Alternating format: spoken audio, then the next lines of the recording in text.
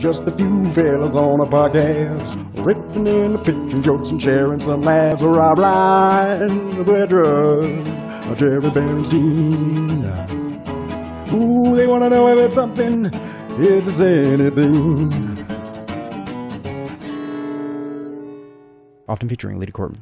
Rob, you're getting like this interesting, like light, like bleed on your face. Can you see that? Yeah, I do see this. It's very cool. It's from this guy. Ooh. Oh, fun. Great is that? Wow. That's like if God is like, you need to comb your hair. Here's a divine comb. Divine comb. And now we just need to hear old Rob Ryan. Old Rob microphone pants. Rob Ryan. I said old Rob Ryan. Ooh, Yeah, this is there we go. Rob Ryan.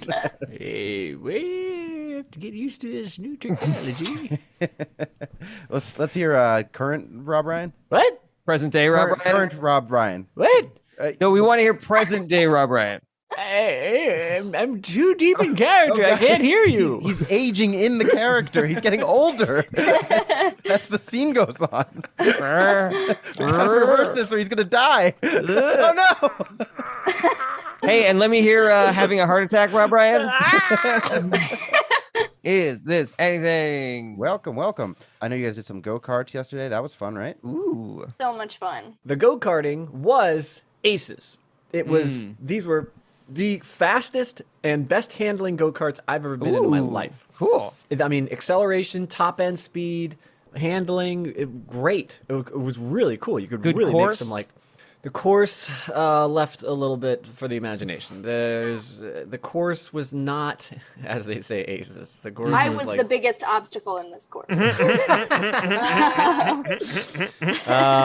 yes.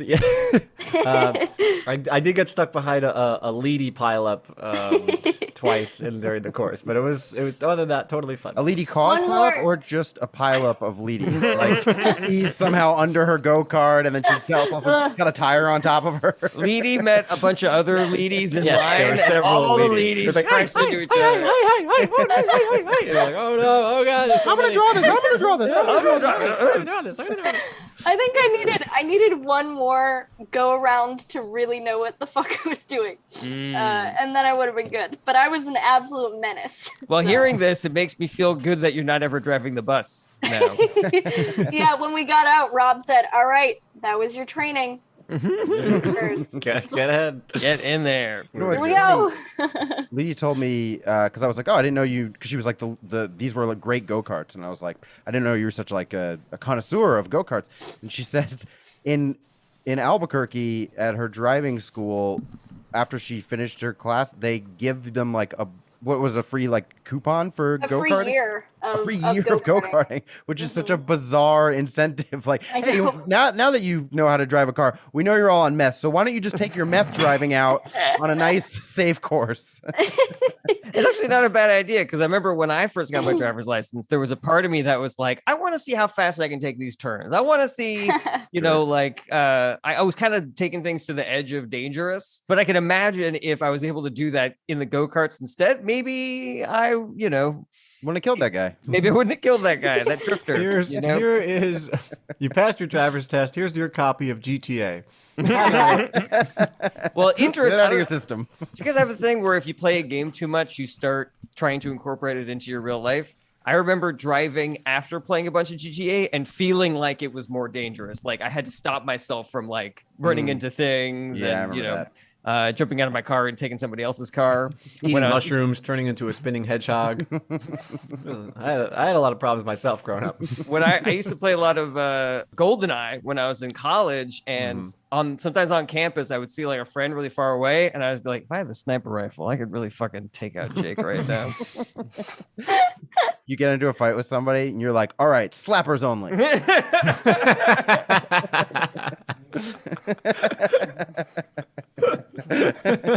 Boy, Yeah, I definitely, when I worked at Trader Joe's and I would be bagging people's stuff and I would just be getting all the shapes in correctly to fill the bag so there's no empty space, everything's weight distribution, nothing's getting crushed. I would be like, do do do do do do do do do do do do do do do do do.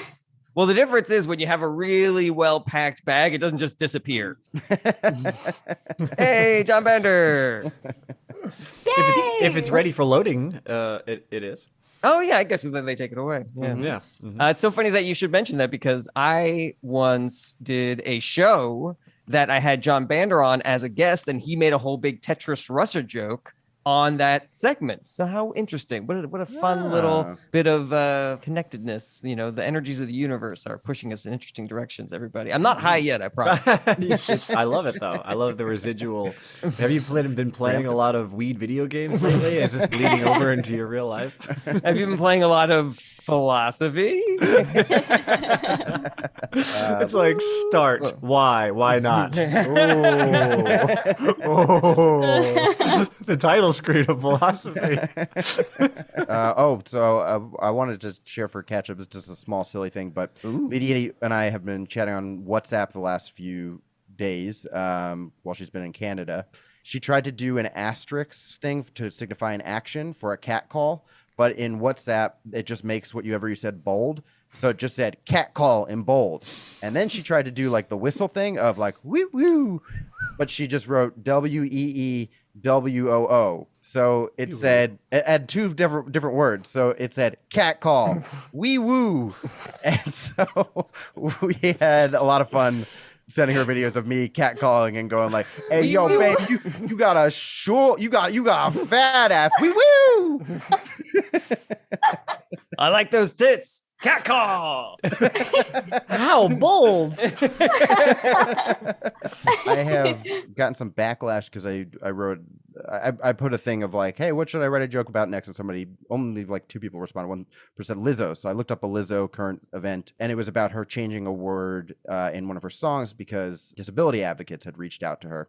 And I said that they complained, and people took that to mean that I was saying that they were whining, which is it's kind of interesting. They automatically inferred that I was like, oh my God, how dare them? Oh, interesting. But a complaint is not inherently Whiny. unfounded. Yeah, Right. it's just there are founded complaints and there are unfounded complaints. But I didn't state either which way. I just thought that was an interesting interpretation because of the language. Yeah, I mean the specificity of language, like everything has its own slight different variations. And I remember taking a poetry class in college that I was terrible. I'm so bad at like really deconstructing poetry. I don't know if I have the patience for it. But I remember my professor being like, "Why did they choose this word?" And me being like, "I don't know, man." But now that I'm a little older, thinking like, yeah, I guess every word does kind of have its own little life to it, and associations where it's different to say, build as opposed to construct, things like that. And the cat was wearing a hat, so it made sense. He's saying he wouldn't on a house or with a mouse. I think that's so interesting how, the word complaint, that someone could be like, we're not complaining. We have a legitimate problem with this. Mm-hmm. Yeah. And we are voicing our opinion. They're like, okay. I mean, I don't know exactly what the people why they assumed that I was against Lizzo's decision. Mm-hmm. I think that's where they inferred it. Is there a word that you could use that would be less insinuating that the complaining is not valid or whiny? Well, let me read the joke to you, and you tell me if you would agree with why somebody has taken issue with this. Yeah. Joke is, Lizzo has changed out a lyric using the word spaz after disability advocates complained she was using an ableist slur in her new song, Girls, spelled GRRRLS. And I said, so far, no backlash from grizzly bears on the title of the song, because grizzly bears go grr. Did you put that in parentheses, or was that just for us? I did that in the comments because somebody said, I'm going to go with, you don't know how harmful the word is. I love your hilarity, but Lizzo is right with this one. Took issue with that because I'm like, well, first of all, I don't like when it seems manipulative to me when they'll criticize you, but then go, but I think you're normally funny. Mm-hmm. But mostly I didn't like that they inferred this opinion that I had, that I didn't state. Because, in fact, I think I read up on the thing, and I was like, oh, I didn't know that this word is offensive. And now reading up, I'm like, yeah, I could see why that would be to people who suffer from spastic neurological conditions. I agree. I thought it's really cool that she changed the lyric like a day after she released the song. But the assumption is that I was going, oh, people complain. Mm-hmm, mm-hmm. That's so interesting that a word that was typically used to just describe somebody has now somehow turned into this negative connotation thing that we probably should use less. Interesting. Rob, where are we going with this? Yeah. Man, I know there's something. It's just funny that complaint is now like falling into that category too. It's like it used to just describe the phenomenon, and then it just got used in a negative connotation over and over and over. They're like, you can't say complaint anymore, right? I'm not complaining. All right, I'm not a moron. I'm like, no, you are a moron. I enjoyed the sort of like watching the potential energy of a Rob Ryan bit, you know, where it's just like, I know something's up, but you just like, you weren't letting the punch happen yet. You're just like, Yeah. Yeah, I started to, in that silence, I started to examine. I'm like, what lesson is Rob teaching me? What have I been hypocritical about right now? did somebody say something that was the opposite of what Rob is saying right now? 'Cause that's what it feels like with Rob's tone. Is this a Johnny Depp thing? What have I done? Yes, as I was saying, and I said, I don't think this is going to be as obvious as I think. And I was like, I'm just going to let it sit here for a bit. But anyway, I don't know if that tracks at all, because it actually does make me laugh, because like even talking about that is, especially with mentally disabled people, that history is like just riddled with like, that used to be a clinical term, like idiot and moron were all like clinical terms to describe people with mental retardation, and including mental retardation. And we just keep on like being like, all right, we can't use that anymore. Why not? Because 11-year-olds keep fucking it up. I don't know what to do. We have to change it again. What Brett, what you've done here is such a classic like late night style joke, where you have the headline and then you pivot to a different joke that you want to talk about. So your setup is completely neutral. It is joke neutrality there, setup neutrality. You've not taken an opinion on one side or another, and then you just switch to a bear joke, which is such safe territory, it sounds like. Unless you're around a real bear. Yeah. Yes. No, that is not safe territory. Sensitive. Do not jump into the bear pit. And then make jokes. Yeah, so that frustrates me that you can't even educate someone on a topic. Like I didn't even know about the thing until I read your piece, and there was nothing. You weren't taking a stance on it. I don't even think you were belittling it. You didn't even seem to be trivializing the original issue. That's. In fact, the first iteration I had quoted ableist slur. And I was like, you know what? I'm just quoting what I was read. And I was like, Right. but I don't want the impression that I'm going, an ableist slur, because that it exists, Right.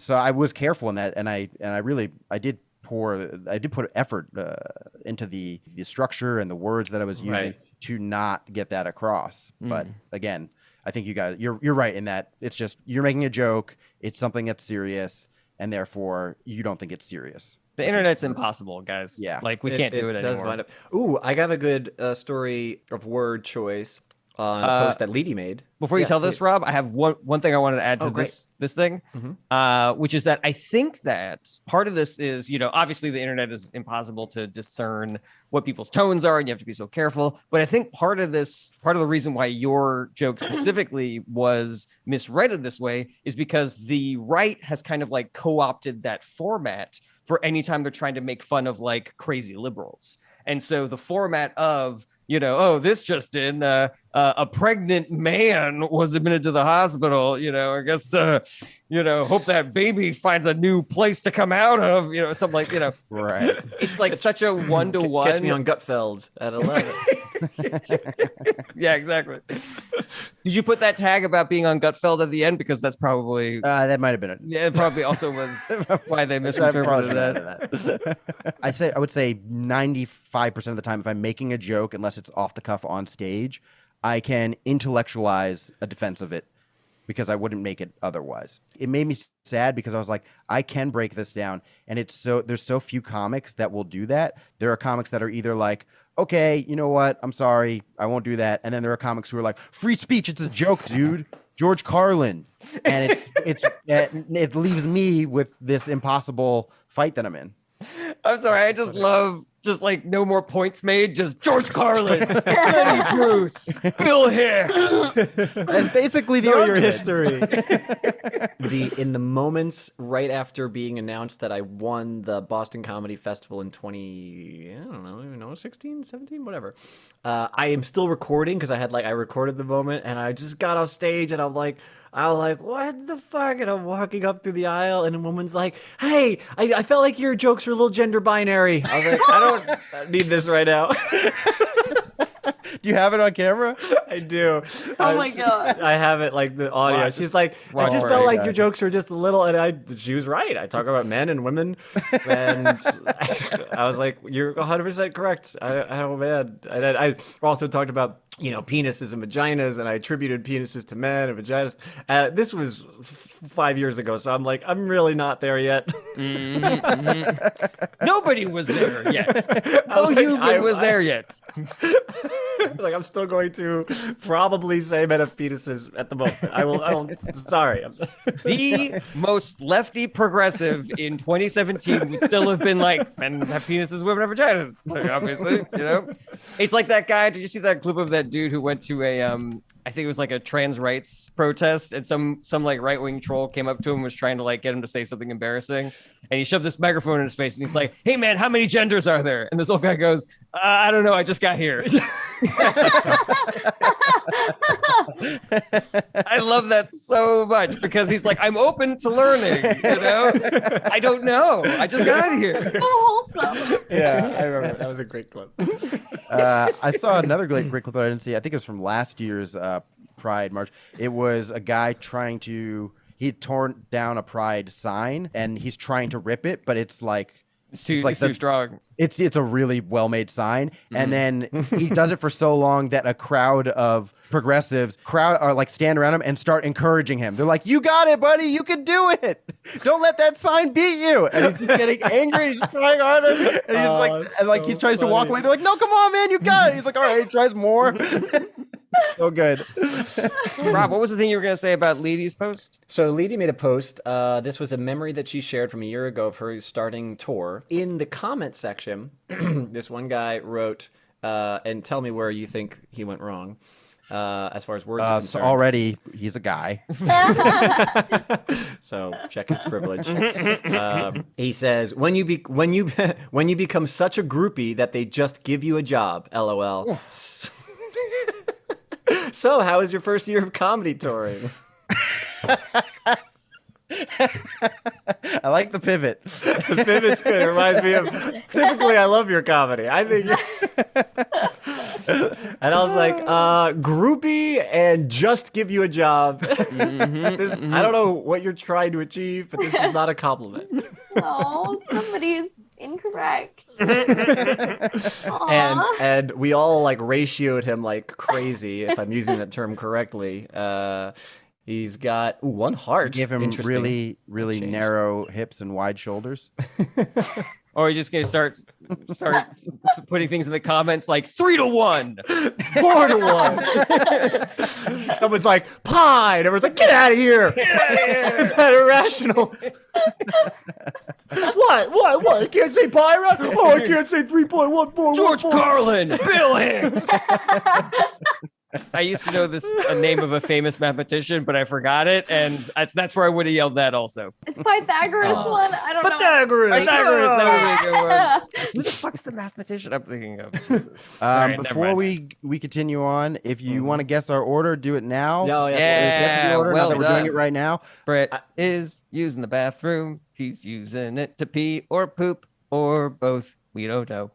So I had a joke that sketch idea where like we had the ability to like bring back famous, mathematicians and scientists from yesteryear in order to like solve our current science problems. And so it's like Newton, Albert Einstein, Pythagoras, Tesla. They all bring back, and then they're all working. Einstein's, relativity's gone so far. This is great. Newton's getting his mind blown. Tesla, he's the engineer. He's figuring all that stuff. Mm-hmm. And then I just have Pythagoras in the corners playing with triangles, like just like little blocks. He's like, you guys, does this problem include triangles? No. No. We'll let you know. Thank you. It's They're okay, like- Pythagoras. They're like putting things on a chalkboard, and he's just like puts his triangle. Is like trying to. No. We don't need that right now. Let's No. go here. He's like trying to fit it in the equation somewhere. Just get here. And then I later, love that. and at the end, they're like, well, we can't quite figure out the vectors in 4D space. It's gonna be a 3-sided figure that we need. And he's like, oh, is it a triangle? A triangle? We're like, yes, we do need a triangle. Is it a right triangle? No. I actually can't help. I love that. That's wonderful. What a smart sketch, also, Rob. Maybe I'll make it one day. So I don't want to switch gears here too hard, but I had a couple of things I wanted to share with you guys for the catch-up. Does anybody mind if I transition? If we tangent a little bit? Oh, Of no, course, yeah, whatever you got going, man. Okay. So last week, we did a switcheroo where I was on tour, I left tour, Rob came on tour. Mm-hmm. And I had a real adventure getting home from tour. Because for whatever reason, I was flying out of Winnipeg, going back to New York. Steve only gave me 2 travel options. He said, you can drive with us 8 hours to, I think, what was it, Minneapolis or something like that. And then you can have a direct flight from there. You'll get home at 11 p.m. Or you can walk. Or there's a 5 a.m. that leaves out of Winnipeg and connects in Toronto.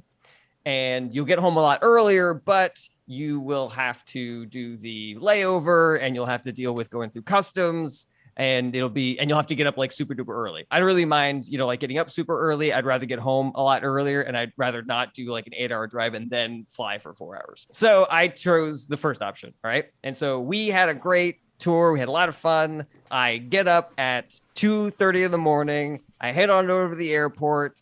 I fly to Toronto. The window for catching my connection flight is like razor thin. And there's like people that are on the flight with me are like running. And I'm just like, I don't think that's necessary, but I was definitely walking crazy fast. Finally, I get to the gate. We're right about to load my thing of it, my group. And I get up there and I'm like, sweet. And they're like, all right, passport. Got it.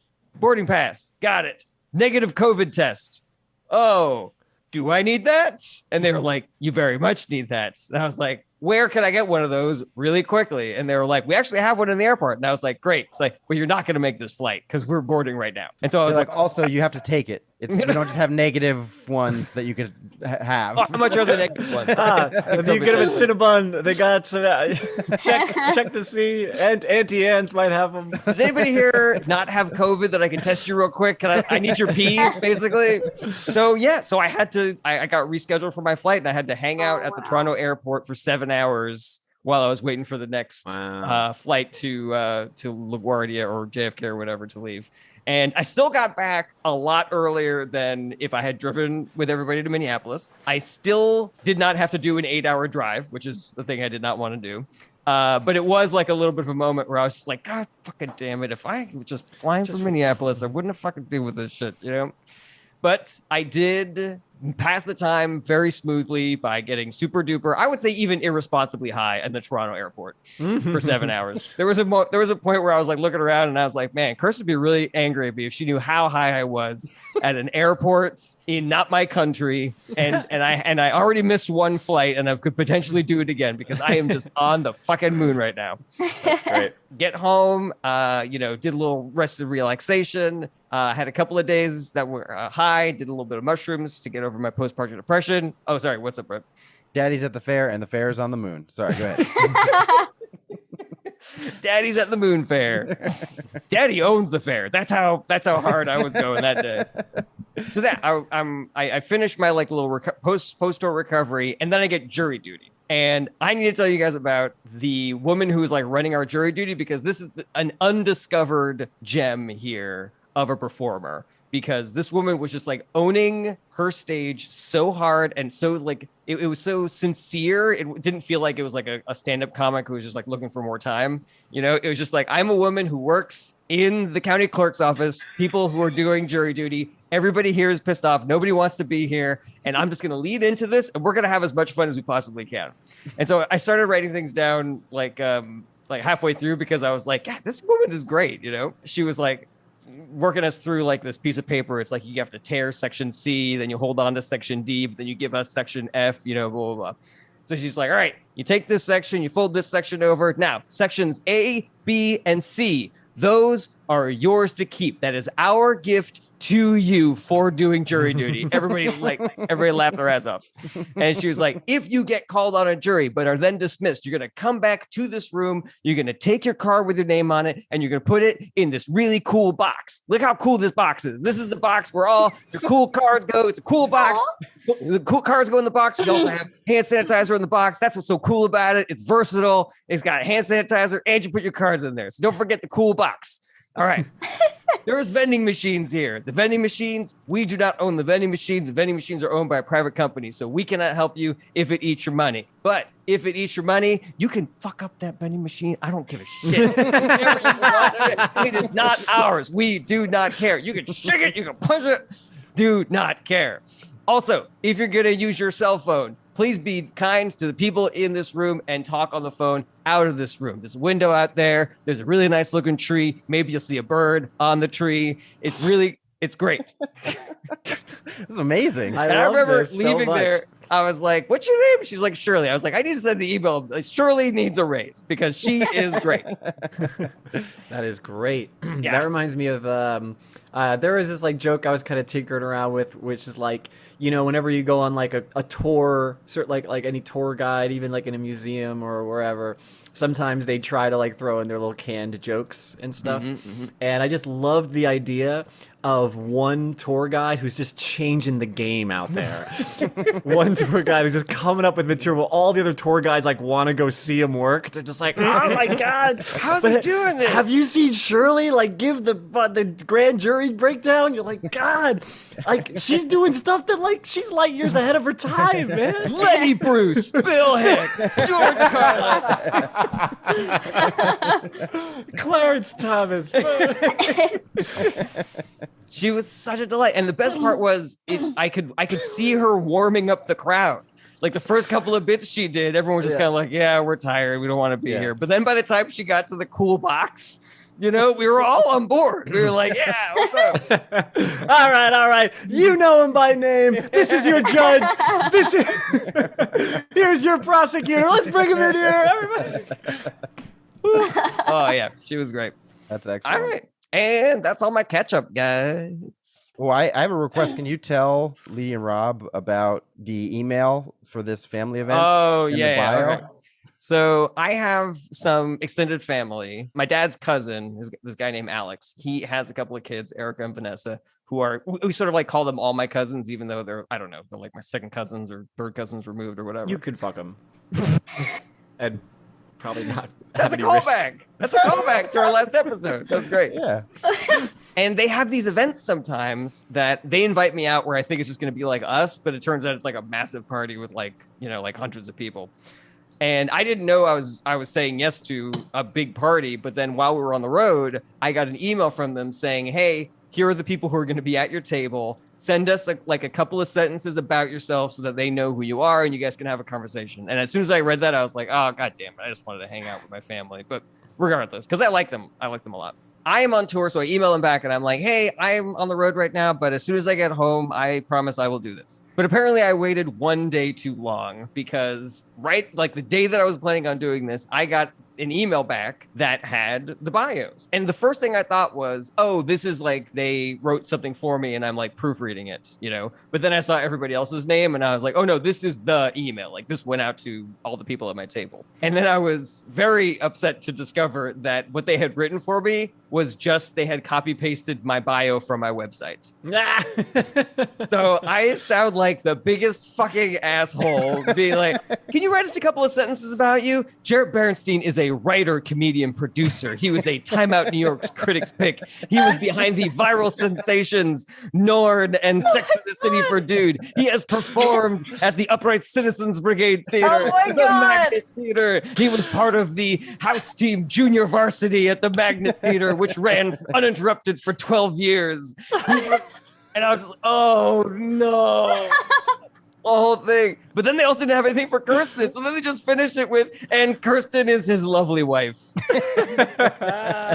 So not only am I a pretentious D-bag, who everybody I meet, I'm like, well, I really should tell you about all the comedy festivals that I placed third in.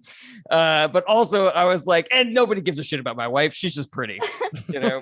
So we're going to show up there and she's going to say something. And I'm like, baby, sorry. I think what my beautiful wife is meant to say.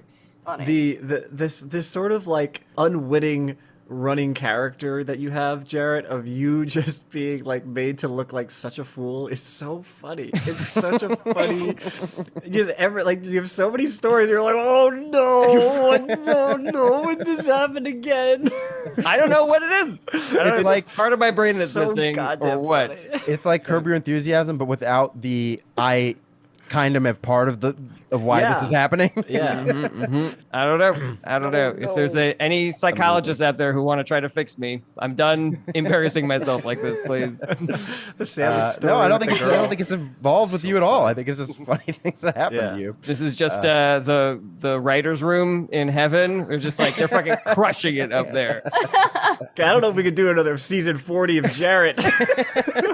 I'm running out of ideas. No, we got So we some. still- There's some meat on the bone. We got some meat left on the bone. But I think part of it is also your ability to not be mortified at things and just or take that mortification and be like, this is funny.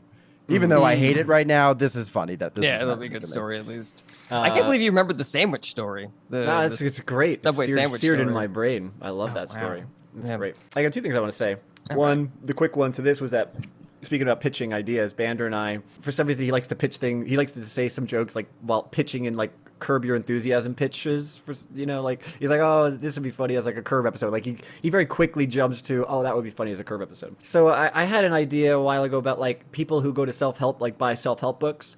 In my mind, I thought the joke was like, you really should only have to buy one. And then you should be helped. Like you can move on, Yeah. And that was really it. I was like, there's not really much of a joke. But then because of his like Curb, I was like, oh, I could pitch it as a Curb episode. Like it'd be funny if Larry David's like in a coffee shop, he sees someone reading a self-help book, and it'd be like, how to finish your screenplay and whatever. And he's like, oh, yeah, that's good. Oh yeah, whatever. But he comes back a week later and the guy's reading a different like screenplay, how to get the thing going. And he's like, okay, did you read the last one? Okay, you're done. You're done. Get the thing going. He's like, no, I like reading this book too. Like, what? Was the first one good? Yeah, the first one was great. There's a lot of great information in there. Okay, so where's the screenplay? That's my question. Well, I feel like this book might have something in it that the first book didn't have, and I should have both of that. I should have all that information. No. That makes you should be done. You should take your money back for the first book if it left out stuff that you need for the second book. Yeah, exactly that. Like, hey man, writing these things are hard. Oh, I know writing these things are hard. You don't have to tell me writing those things are hard. I know how to write them. But I wanted to actually talk about we had a really bombs away Q&A the other night. It was Rivers' last. Was that right? Yeah. Yeah. So what a send off. It was chock full of like excellent Leedy pictures, embarrassing Steve on stage. All three of us told 9/11 jokes. It was great. We got a couple of good lines out there. Andrew Rivers and I touched dicks. I heard about that. It was this. Not it even was, from Leedy. Just it's all on From Twitter. the internet. Everyone's talking about it. Kirsten told me this morning before she left for her flight. Rivers touched wieners. Did you say? Somebody had asked us like, how do you prepare for like prep for before the show? And then I think Rivers said like, Rob and I something. Maybe I said that we touched dicks. I'm not sure. It was something. I Someone think said we that started with you guys have a smooch, and then it went to touching. Oh yeah, we touched dicks, and then him and I just like naturally we just went over to each other and we like tapped dicks, Which is something they had been doing days leading up to this. This was Yes, not. this wasn't the Whoa, first really? time that we tapped dicks. Yeah. Well, I don't know about leading. I don't know about days, but we did do it once before. But that's why it was in our head. That happened seems in more private, like too. Rivers in a Q&A. He's like gone over it, tried it out on a few people first, and then he's like, aha. Oh, I didn't mean to A moment to do undercut the brilliance of that moment. I Oh, just no. had to say that it happened before. No, not at all. Because I think the way this went down was that we always talked about whatever. He's always being like silly and sexual. And then at one point we did touch dicks. I forget why. I think it was after the ice cream place we touched dicks. And then because we were talking about just a tip and whatever. And it was just a stupid thing. But then when the audience member asked, "What do you do?" and we're like racking our brains, I was like, "Well, sometimes we touch dicks," and that wound up being a funny thing. So then we just showed him what that was like. You both were like the rec center. Yes. Another great callback. Perfect. That's exactly what it was like. I'm hoping that you guys like shared a room one night, and then the next day you just like started touching dicks, and everyone's like, "What the? Where did this thing come from? That Robert Rivers is touching dicks now?" Just like, "Hey, do you want me to get you something?" Yeah, sure, great. Okay. All right, talk to you later. Super cash. What was awesome Nice about set, it? dude. It was so funny too, because when we were leaving the ice cream place, they did the dick touching, and then Rivers pretended as if it was an explosion that blew him backopwards. So then it was a dick touch explosion. And on the drive home, I was like, I have time to draw this. Should I? Totally forgot to. But she got her second chance because we touched dicks on stage, which led to a great Leedy drawing, which I think she sold what felt like a record number of prints of Rivers and I touching dicks. Then we got asked the question, you know, like what's a joke that like you couldn't tell on stage, or that's like one some that, you know, embarrassed you or that was the worst. Leading up to that, someone asked me about like very, you know, solemnly and very serious, like, hey, you don't have to answer this if you don't want to, but like, how did things turn out with your mom, relationship, you know, wise? And then, you know, Rivers was like, oh, she's my new girlfriend now, and which is hilarious because if you know his joke about his girlfriend, it's like her husband killed himself, and it's just whatever. And everyone's like, "What the fuck?" And it's just great. So then when everyone's like, "Hey, do you ever tell jokes that you can't tell you're embarrassed by?" Or like, "Well, I just said I fucked mom, Rob's dead mom, so I don't know. I don't seem to care about what I do on stage." And then we all had 9/11 jokes. And we're like, and so Rivers told a 9/11 joke, and then I was like, well, I might as well tell my 9/11 joke. And then Steve was like, all right, I might as well tell my 9/11 joke. And then we all told 9/11 jokes. And then also something happened where we started. Oh, people were asking. Steve had done his joke about Canadian strippers and how we all have coins, and he's like throwing coins at this Canadian strippers. So then I happen to have a pocket full of coins as well, and so at some point. I forget exactly what spawned it, but I started like dancing up on Steve like I was like we were at a strip club or at a club, and then Rivers started dancing up on him. He was just so uncomfortable. So he's sitting there like, and then we're both dancing on him. So I took my pocket full of change and just started like drizzling it on my head and throwing it at Steve, and there was just coins all over the stage. And he's like, what are you guys doing? And then for some reason later, Bander came out and he's picking up some of the coins. And he's like, leave the coins. And because he leave the coins, Andrew was like, now we're picking up all the coins. And then all three of us were like little gremlins just rolling around, picking up coins around Steve. And he's just like, stop. This is crazy. An audience member like handed him a coin from like down in the front row. Like, here you go, you're shedding. There you go.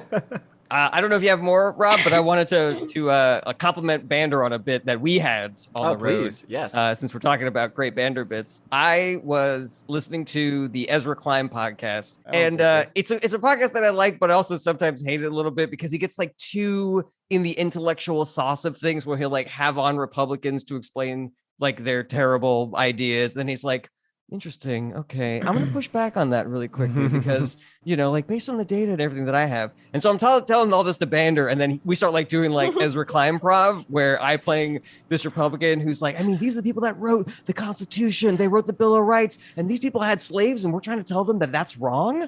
You know, they're founder, you know, and he's like, I'm going to push back on that really quickly. You know, it's like really, really gentle. And then Bander goes, yeah, you know, the thing that drives me crazy is that they're all like part of the same circle, you know? And so it's like, they're not, you know, one person trying to destroy America and one person trying to save democracy. It's like, they're both at the same New York Times party. They met on Jeffrey Epstein's pedophile plane, you know? And so then I go, oh, this reminds me of the time that we were spit roasting that 13-year-old girl.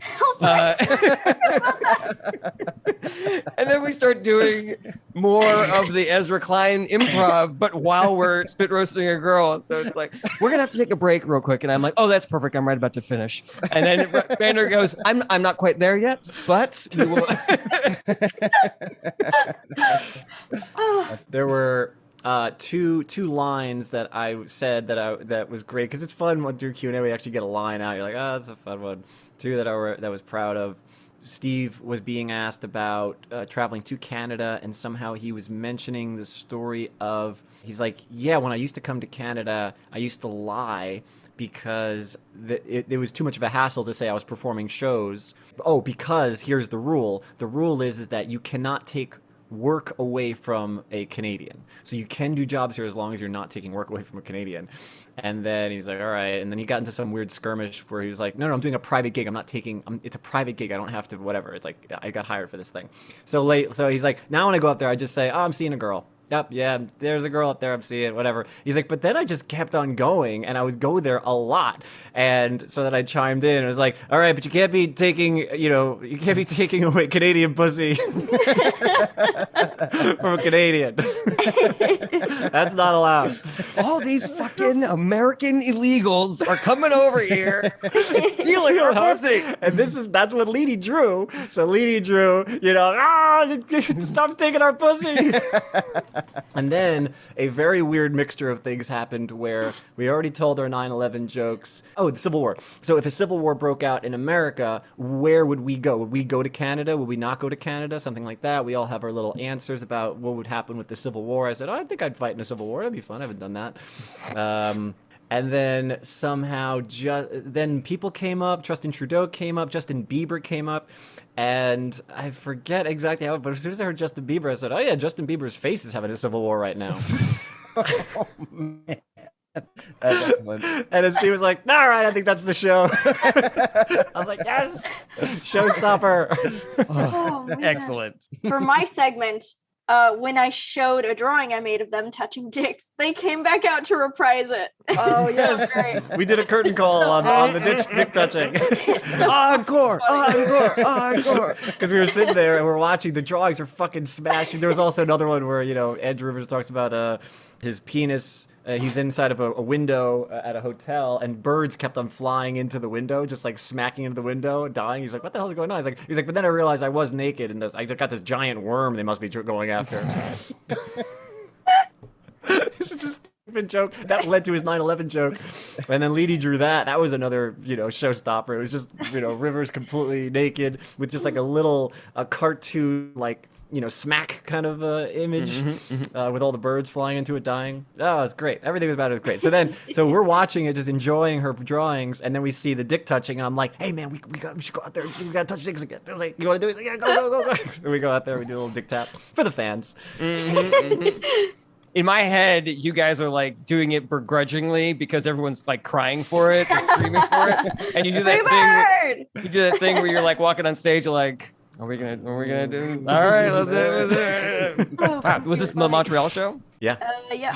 Wow, Yeah. what a fucking banger, man. Well done. That sounds great. And the last time I did Montreal was with Rob, and it was just awful. It was like do you remember that show, Rob? We were like I remember when this is narrow. The bar was narrow. next to the stage. Right. Just small crowd. Yeah, it was rough time. So when Leedy was like, "I'm going to Montreal. I can't wait," I was like, "Whoa." All right. Well, should we get to these bits? We've had a really great boy. catch up. Yeah. Do we even need to do jokes at this point? I'm not even sure. We told so many jokes. I already have basically enough drawings. The order today is Jarret, Rob, Brett. Jarret, Rob, Brett. All The order right. this week is Jarret, Rob, Brett. All right. Well, Okay, let's you guys get to it. Ready for my bit? Oh yeah. Ready for your bit. All right, it's a longer bit, so settle in, everybody. All right. I feel so bad for kids these days. It's an entire generation of people with massive trauma. We got terror from climate change and school shootings. COVID stole a year of their social development. Social media is burrowing into their brains, draining their self-esteem, nuking their attention spans. In 10 years, all of these kids are going to have PTSD and weird tics. It's going to be a whole new psychological diagnosis called 2020 syndrome. And because of all this, I don't want to hear anybody talking shit about them. Older generations love to complain about younger generations, but with this generation, I will not stand for it. They have been through enough. No, all these kids these days are so weird and awkward they can't hold down a joke. No, absolutely not. No think pieces about generation introvert not being able to date because they all have Tourette's and night terrors. I demand nothing but full empathy for generation got fucked. No, music was better in my day. I don't care how shitty their music is. You will buy it. and you will leave a 5-star review that says, I thought Beyonce was good, but she sucks compared to, what's this band called again? I can't wait to see when they go on tour. 5 stars. We should be treating this generation of kids like war veterans. Not like how the government treats war veterans. That's terrible. But like how regular people treat war veterans. Like in 10 years, if you see a kid at Starbucks going, Mochaccino, fuck, you buy him his coffee. You say, thank you for your service. You could have voted for better politicians, but you didn't. It's the least you can do. Leedy's like, My generation. joke I ever. was like, my first thought is, man, Jarret, this is going to be a very good TikTok. Well, I'm already discovering that I need some more jokes in the beginning because it looks like the only thing that got a laugh was the part. For the 80% of like the premise of like when you're just saying like they went through this, I was into it. I was like, these are all good points. I was like interested in what you had to say. I think it went on just a tad too long, and then I want you to get to the premise a little bit more, and I think that you can get to punchlines by doing more take the trope of what old people say about younger generations and then flip it on how it should be. I don't want to hear in my day we had to walk to school in the snow.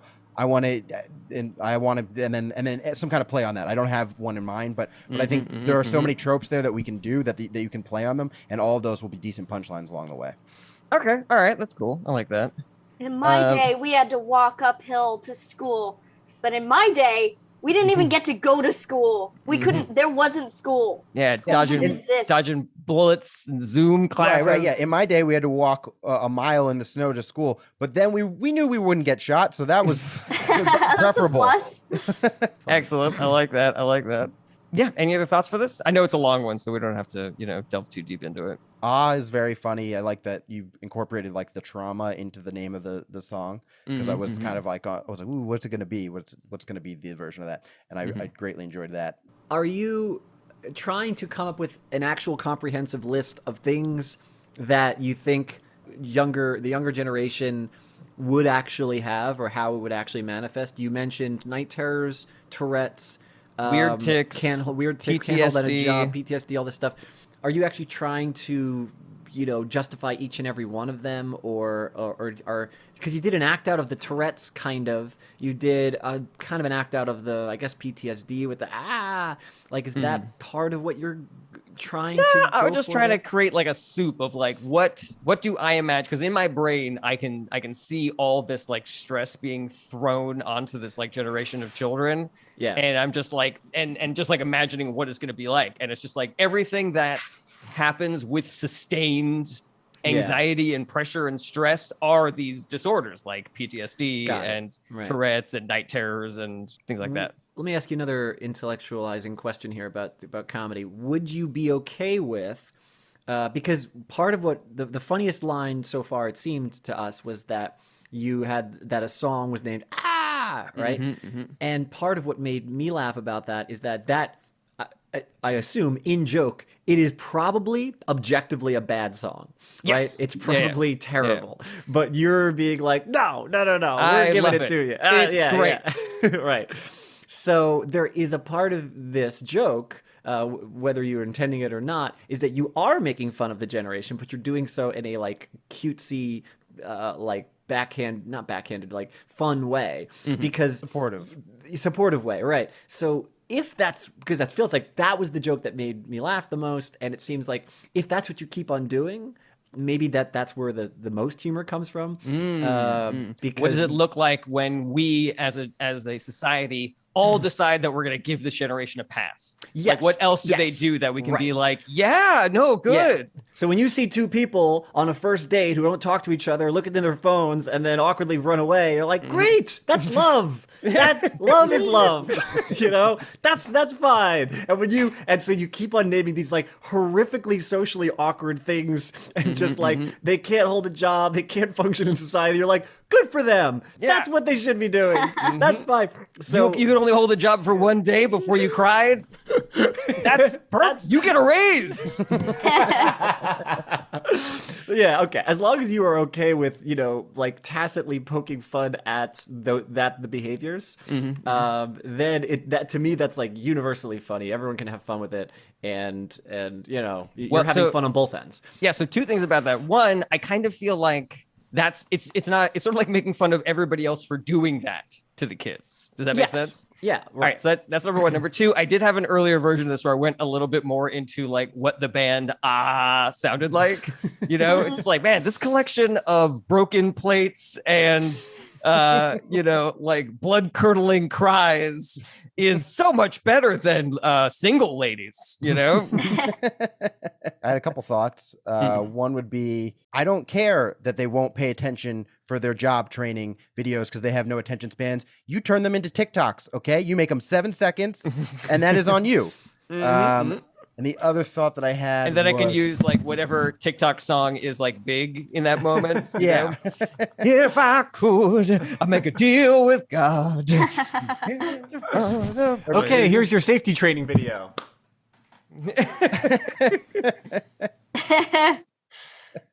I was thinking like a proper bending technique, but the Oh No song is playing. What was the What was the Oh No song? I forgot that. No.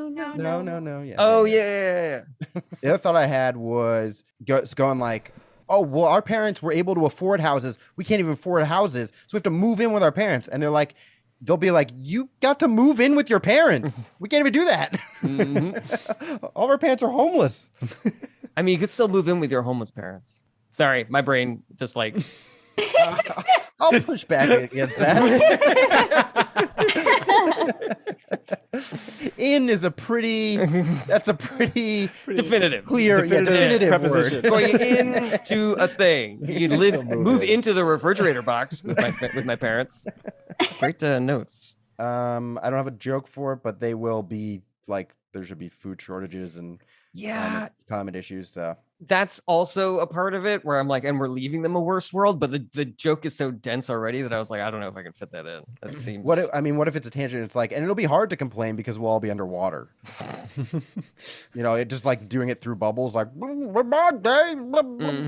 Can you guys think of a different way to do because I was like, in 10 years, if you see a kid at Starbucks going, "Mochaccino, fuck," it feels a little too on the nose, like that's Tourette's. When I was just trying to do like a more of a vague soup of a person like riddled with anxiety because of 20 years of trauma. Yeah, that's tough. What the ironic part of this joke is that the generation you're talking about is going to cancel you for the joke because you're making fun of people. And you know what? Good. Do it. I will throw myself on the pyre of generation got fucked. That's great. What if you could just make it less tick-like, I think. If you just say like Pappuccino. You'd be like staring off. Take your time. Or what if they're like they can't order. They have so much social anxiety that they're like, can you order me a mochaccino, please? And they like have to hand their phone to the Starbucks person or something. I don't know if this is a good way They wouldn't call anybody. Yeah, they would type it out and then show you. Yeah. Type it out. Or they're not holding up a phone, they're holding up a shoe. They're like talking into a shoe, like, can you order me a mochaccino, please? Then they hand their shoe to the Starbucks person and they're like, oh, hello? It's a little bit like when a kid hands you a phone. Like you play along, when a child does. I love the idea of just imagining Jarret a la Jesus just being like crucified by a bunch of like 19-year-olds, and he's just like, it's okay, Father, they know not what they do. Just happily being sacrificed for some random reason. And then two, there's something about, I don't think this is funny, but like every generation had like their version of craziness, and but I was trying to compare like the air raids or the we used to do like nuclear bomb drills back when we were kids. And what's funny is like, yeah, but there were no nuclear bombs. Like, so these kids do the gun drills, but then there's really a shooter in the school or something. I don't know, there's something like that, but that's not funny. It's just the thing that sucks about when there is actually like the thing that you're protecting is you realize that the thing that you're doing is useless. Yeah. Oh yeah. The nuclear bomb was, and they're like, make you feel safe, but actually wouldn't do anything. But now you're like, oh, No, I'm this furnished. actually- You realize in the moment, not afterwards. I like how, or And even if a nuclear bomb did fall, it's like, oh, okay, now all those people are dead, as opposed to like the 20 or 30 people that survive a school shooting who now have that trauma as Right. well, and they have survivor guilt, Right. Idiots like try to blame video games for some reason. Mm. But in my mind, I'm thinking like, well, I need that video game training. Like I need to, like if I'm a kid, I want to know exactly what. Yeah, we should be. Yeah, if that I helps should be you. playing all the video tactical. games possible. Yeah, they're like, oh, no, The kids who survive the school shootings are the ones that play Call of Duty all day, and they're just like. This is a little bit tangential, but I was thinking, do you think it'd be funny if somebody was like, the problem, the reason why there's so much violence today is because of rap music. And do you think that it'd be funny if somebody responded to that? It's like, are you sure it's not jazz?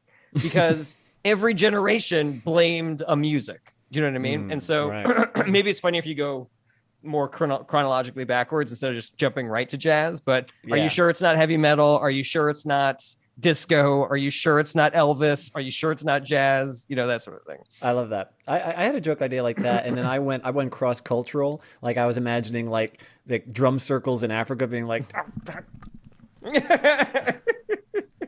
do you listen to this crap? The drum circles back in my day never had any of this. Now this is a nice drum circle. This is good. You can dance I to like this. Oh, you can't dance to that. Oh, God, it's so slutty. What are you doing? Thanks so much for the notes, everybody. I really appreciate You got it. Great stuff. Okay, next up we got Rob Ryan. Ooh, Rob Ryan. All right. I thought of this just the other day. Okay, haunted houses are all based off of sort of this 80s style horror jump scare movie types. But horror movies now are more deeply psychological in nature. So I kind of want to go to a haunted house based off of that. Instead of a guy in a mask going, bleh, the house you enter has an emotionally dense family rift exacerbated by a mental illness and generational trauma. Your friends are like, was it scary? And you're like, not really, but it made me think about how we rarely deal with our inner demons. Or Leedy's version was, I do this, family rift, generational trauma. Your friends are like, was it scary? And you're like, yes. What fun zeitgeist. 2 jokes about trauma right next to each other. Yeah. Anyway, that was, Oh, that was all. nice. How nice. We're all fine. Really front of mind. Yeah, I think I liked the more direct. I liked Leedy's approach a little bit better. It was just the yes. Just something along the lines of maybe yes, and I don't know if it's over or like it's still happening to you. Like maybe with a haunted house, normal haunted house, like when it ends. Yeah. Oh, yeah, that's true. Oh wait, what if it's oh, was it scary? Yes, mom. Sorry. I'm curious how I would really like to figure out. I don't know if it's possible, but I really like to figure out what that looks like. What's going on in the house that you see, that you experience, that is that thing. I had thought that like you walk in and it's effectively August Osage County like happening. Yeah, that it's just that like, oh, this family's just fucked, but whatever. Ooh. But then there's just like a tiny little horror element too, and that's like, oh, and there's a ghost. What if you like instead of seeing the Texas Chainsaw Massacre family, you see how they became that family? Oh yeah. Did you ever I don't see know that if you movie, saw Rob? Right. Resurrection, but it gets real weird at the end where it's like this like Leatherface, you like meet his family and there's some weird guy in a suit and he's got all these weird things and he brings out his nipple ring and tells her to like suck on it. It's so strange. Do you think it would be good if it was like you walk into a room and there's a family having dinner and you can just tell they like the older brother better? Like, do you know what I mean? They keep on making these like subtle jabs at you. You're just like, oh, what was your SAT score? Yeah. Something like that.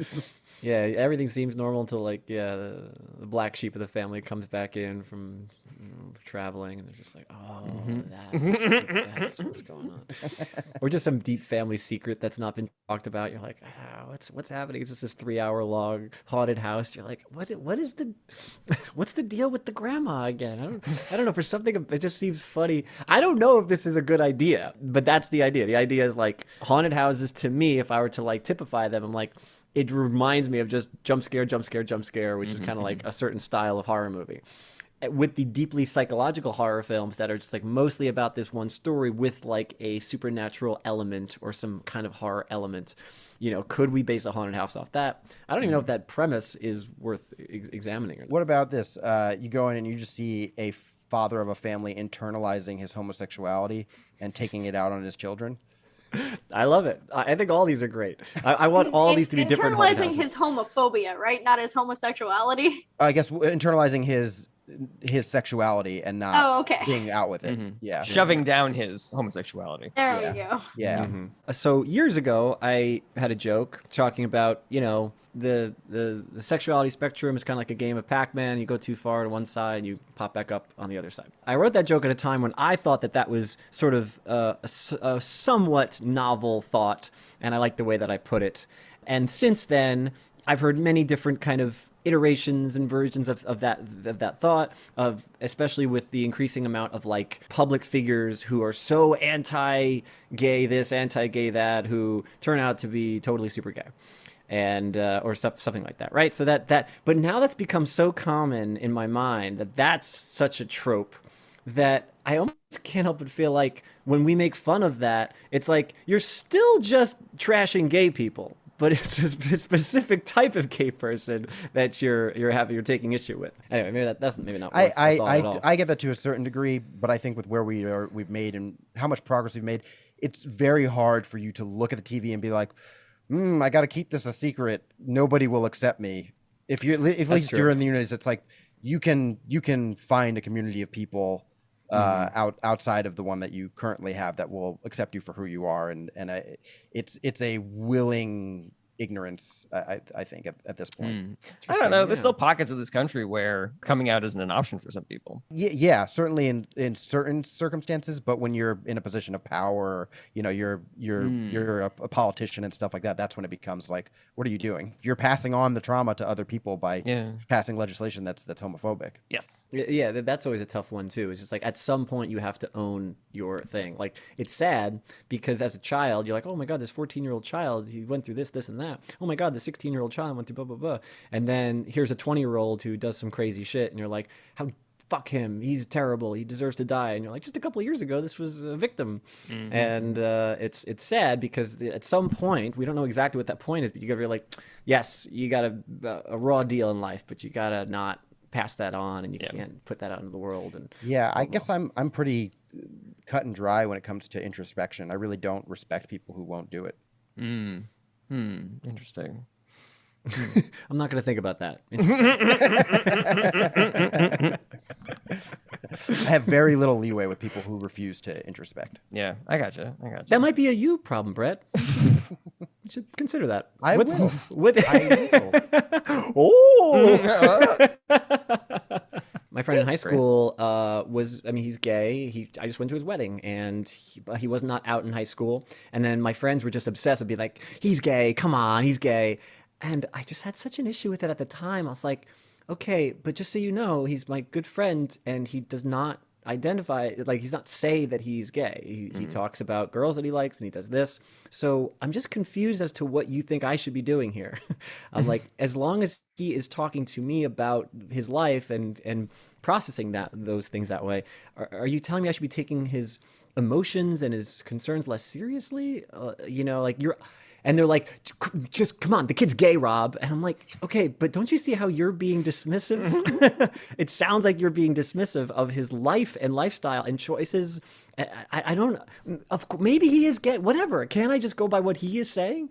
Like, and when he says it, I don't, like, I don't Rob's know. Gay, definitely. I'm pretty sure he's gay. He leaves a lot of fancy words. He's probably gay. It's a little bit like if everybody thinks you're gay, then they just like stop giving you a hard time no matter what. So like you're arguing with somebody, and then someone like whispers in their ear, it's like, oh no, Rob, you're right. You're right, Rob. He's gay. Wonderful. Anyway, that's my joke. Thanks for helping. I know we didn't spend too much time on it, but I think we got it's fine. some meat on the Yeah, bone. I'm glad I got. I would call it a haunting house Ooh, because it's like funny. haunting to you, you know. Yeah. Oh, that's great. All right, man. We really got on an LGBT, and the T stands for tangent. There.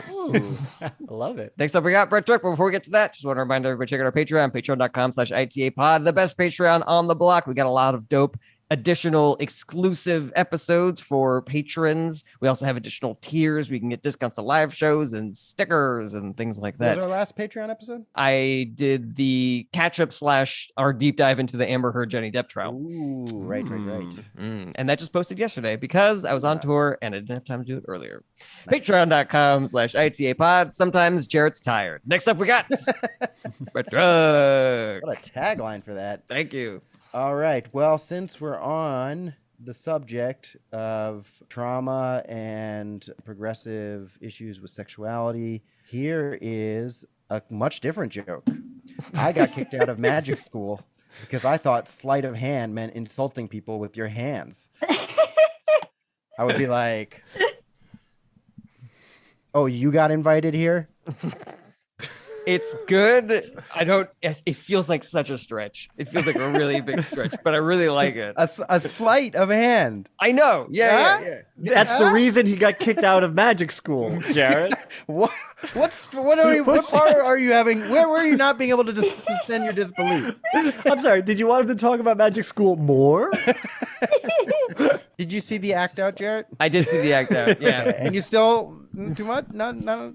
Rob hasn't come up with anything either. I'm definitely stymied. I'm stymied. No. But Rob hasn't come up with anything. But he didn't have any criticisms. I missed the act out. Can we see it again? Yeah. Yeah. Oh, you were invited here? Oh, it's perfect. Actually, I wonder even if like not a middle finger would be funnier. Like, oh, you were invited here? Like at the end of that, all that flourishing. And for our listeners at home, I'm doing a lot of magic flourishing. There's no way this will work. I mean, all right, now Can we not get on Rob's case now? No, Did you not get it, you idiot? All right. No, I'm sorry. I meant the thing I'm about to do. No, okay. I don't think. God damn it. I don't know. I wasn't talking about the thing. I don't know. I went to a magic convention. I went to a party with just magicians. I tried to walk up to talk to a group of people, and one of the magicians just went, and I was like, "Oh, a sleight of hand." But I don't know. I like sleight of hand being a sleight. That's great. I like got one. Okay, ready? I'm busy. I do like that better than the middle finger. I will say that. Yeah. Because the I middle agree. finger is not like a slight. A slight is more like It's gotta be disrespectful to be a slight. Yeah. Yeah, a little bit of like something like that. Something dismissive would be Yeah. great. What if the professor was like, "Oh, Brett, what have you got today?" You're just like, or something like, you're like, "What is that? Is that good enough?" Or something. Because then we don't. I don't know. Is that? Because then we're still in that story where you're still in magic school and it's happening immediately, but I'm not sure if that's helpful. These are all, to me, it's either just going to work or not. Like, and I still find it funny. Like, if the audience just is digging it, then I think it's super, super funny. I think that I like this joke the best if you do that setup that you had, and then all you're doing is saying those things, but with big hand flourishes. We are gonna just call it there. Bring on Miss Leedy Corbin to share with us some drawing. Exciting and new. Alrighty. Drawings. Here we go. Snap. That's great. Here we have Brett in a full magician's getup, top hat, cape, and he's got a king in his hand, and he snaps it away, but when he snaps, he gives the middle finger. And impressive how quickly you did an animation of that. Yeah. Thank you. Well done. And then next up, I've got.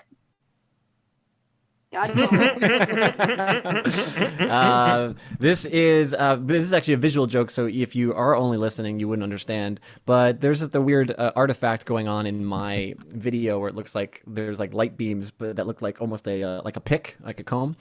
And she did exactly that. It's just like God literally combing my hair with sun rays. Then I have. Ooh. Wee woo. We got a bald tank topped guy, clearly a cat caller. A woman walks by and he raises his eyebrows and he goes, wee woo. I kind of like the idea of like an ambulance coming by, like, woo, woo, and like ladies being like, hey. Be Every day. respectful. Every day. Not all cars. I work by the hospital. How do you think I feel? Then I have global warming is massive. Yes. This was based off of my joke earlier, and I want to tell you, Brad, it's basically I wanted to bring back the world's greatest scientist to solve like world problems, but then we also bring back Pythagoras, and he doesn't know how to help because he only knows triangles. And I believe last but not least, no, Hey! not last but not least. This was the drawing that I made in the show. And then I zoomed in on the fact that Steve has a boner. Yes, I forgot about that. The audience loved that. It's a jealousy boner. Oh, I wish I was penis fiving somebody. This is Rivers and I on stage tapping dicks, based off of the successful Bumpin' Mics special. It says boink and got little action lines on the dick. Boink is a great word for that. Boink. Boink. Jealousy boners is actually the whole genre of porn called cuckolding. Oh, that's true. Jealousy boners. Then I have another one I made during the show. This is a Canadian wearing a Canadian maple leaf hat, and he says, "Americans are stealing our pussy," and that one crushed too. That was great. And another one from the show. This is what I described earlier. This is Rivers is completely naked in his 14th floor, window, and birds are just flying in there because they think it's a worm. Oh my God, is there like a bird within a bird there? Can you zoom in there? You see that? I'm seeing a second bird in his like the back of his head near his neck. Oh, I see that. That's weird. That's a little fun, like highlights magazine thing. Where's the bird? I did not realize you meant the bird's neck, and I was like, Leedy, you're nowhere near his. Like, you need to zoom out. But there is a bird there too. And then you were like, "Oh, I see it." And I was like, "Leedy, you don't have to pretend." And then I have, can you order me a macchiato? This is the distressed Gen Zer talking into the shoe, trying to get the macchiato. Oh, wonderful. And now I think last but not least. Yay! Oh, this is great. This was the image Awesome. that we wanted from the show, but I guess it just happened too late. So this is me and Rivers dancing on Steve while change is just falling from the sky, and then banners in the background collecting it one by one. Oh, that is so good. I want you to send that to Steve if you could. Absolutely will. It's so funny. That is it for me. Awesome. Yeah. Where can people find you, Leedy? You can find me on all the socials under just my name, Leedy Corbin. You can go reply to that one guy who called me a groupie if you feel like it. Join my Patreon. That would be really cool. What's the Patreon called? Patreon.com/Leedy Corbin.